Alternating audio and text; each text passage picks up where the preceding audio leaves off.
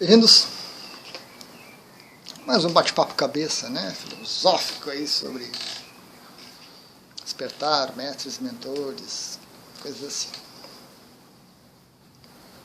Então, vamos para São José dos Ausentes? São José dos Ausentes é um município no interior do Rio Grande do Sul, fronteira com Santa Catarina. É um dos lugares mais altos aí que nós temos no Brasil, mais frios, razoavelmente isolados. Ou então podemos ir para os Himalaias, né? Cadeia de montanhas lá tão famosa, fronteira com diversos países, né? Mas por que eu estou convidando vocês para isso? Ou para embarcar nessa linha de pensamento? Porque um aspecto que nós temos no despertar, quando você chega num ponto razoavelmente alto do despertar, é que a sua interação com o mundo ao seu redor começa a se tornar problemática. Quando você já desperta, já começa o processo, né? Você já começa a notar algumas coisas, começa a perceber algumas coisas, mas isso vai gradualmente vindo para a sua consciência, participando mais, né, do seu pensamento, da sua percepção.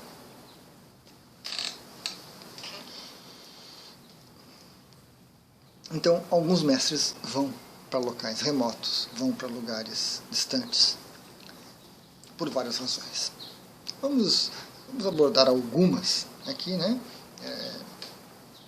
São muitas e merece mais de um vídeo. Um dos aspectos que eu considero interessante nisso, dessa retirada que o mestre faz, que o guru faz, que o discípulo, que o arahant faz, né? Se afastando de tudo, de todos. Primeiro, o mais complicado deles, eu diria, que tem a ver com a mente. Ou seja, é uma fuga. Não é uma motivação verdadeira, não é uma motivação de uma pessoa desperta, é sim uma fuga da mente.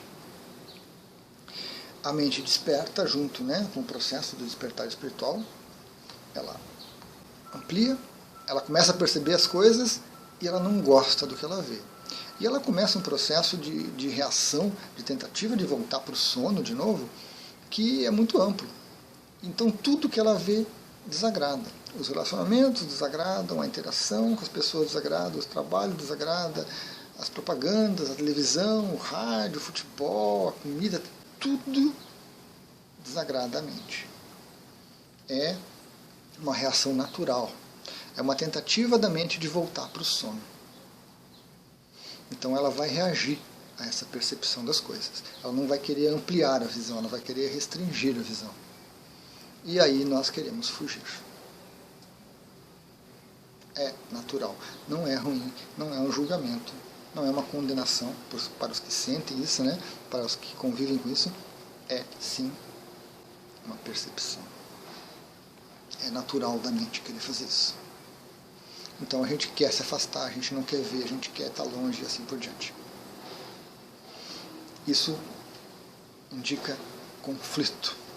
A sua mente está vendo as coisas, mas não consegue entender, não consegue perceber a realidade corretamente. A gente quer mudar, a gente quer salvar, a gente quer corrigir, a gente quer ensinar, a gente quer. Ou seja, a mente está muito ativa ainda, muito ativa. Nós tivemos um vislumbre desse despertar, nós tivemos uma experiência pontual de iluminação, né, que a gente vai adiante, uma percepção, uma vivência, e volta para cá, e aí a gente olha para a realidade. Não gosto, não quero. Né? É um mimimi terrível, é um nojinho que a gente desenvolve pelas pessoas e pela realidade e cultiva aquele ideal ilusório de que se eu for para os Himalaias, se eu for viver com os mestres, se eu for para São José dos Ausentes, quietinho, sozinho, sem ninguém por perto, sem ninguém para incomodar, sem televisão para ver essas coisas horríveis, aí sim eu vou despertar, aí sim eu vou deslanchar, aí sim eu vou atingir meus objetivos. Que não é verdade, de forma alguma. Você até vai para os Himalaias, você até vai para São José dos Ausentes e você vai continuar igualzinho. Você vai chegar lá e você vai encontrar razões para o seu nojinho se manifestar em todas as coisas. Ah, a rua não é asfaltada, a rua é de terra, ah, essa casa é isso, ah, falta aquilo e assim por diante. A mente vai continuar tão ativa quanto antes. E vai encontrar razões para a fuga, com toda certeza. Isso não dá para escapar. Por quê? Porque nós despertamos, sim, nós vislumbramos, sim, nós ampliamos a percepção, sim, mas nós ainda não trabalhamos a nossa mente, que estava tão ativa no tempo do sono, no tempo do sonho, e continua querendo, julgando, e dizendo, e falando, e assim por diante. Então não tem como fazer isso. Não tem como isso ser verdadeiro. Olhar para a gente e verificar se essa nossa ânsia por sair, por fugir, por ir para um lugar remoto é verdadeiro, é necessário, ou é uma fuga, ou é uma artimanha da mente, né? Ou é uma desculpa que a mente está dando para não fazer as coisas que precisa fazer, é fundamental. Trazer lucidez para esse processo é fundamental. Porque se a gente não tiver lucidez com a gente mesmo, nós não despertamos o suficiente, né? Nós estamos ainda em sonhos, nas ilusões de que vou para os Himalaias, encontrar meus gurus, viver com eles nas cavernas e eu vou despertar. Não vai funcionar. Você não vai encontrar guru, não vai encontrar mestre, e você não vai conseguir meditar, porque você vai estar distraído ainda com as coisas que a nossa mente precisa. E nós encontramos muitas pessoas colocando esses objetivos na vida. Eu despertei e agora eu tenho que ir para um lugar remoto, porque aqui eu não aguento mais. Isso indica que nós não conseguimos observar a realidade adequadamente, corretamente, nós não conseguimos expandir a nossa percepção e que, em suma, nós não despertamos verdadeiramente. Nós estamos nos iludindo com a ideia de que despertamos, né? Porque aí vem embutida, eu sou melhor, eu sou mais positivo, eu sou uma pessoa generosa, eu só encontro mesquinharia e assim por diante, essas desculpas todas. Pode ser um pouco difícil essa autoavaliação, pode, porque a gente pode se deparar realmente com essa armadilha da nossa mente e nós vamos perceber, puxa, realmente eu não estou tão desperto como eu gostaria. Pode ser.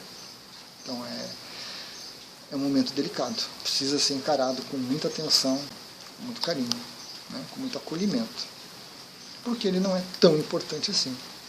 Na hora que a gente perceber isso, a gente já deu um passo verdadeiro em direção a um despertar mais verdadeiro. Na hora que a gente perceber que é a nossa mente que está engendrando essas fugas e essas ilusões. E aí a gente começa um pouco melhor o processo, a lidar um pouco melhor com o processo. Não há nada de errado em interagir com as pessoas, não há nada de errado em assistir televisão, não há nada de errado em ouvir rádio, futebol, sambinha, churrasco com os amigos. Nós podemos e devemos participar disso tudo. Muitos de nós já se iluminaram nos Himalaias.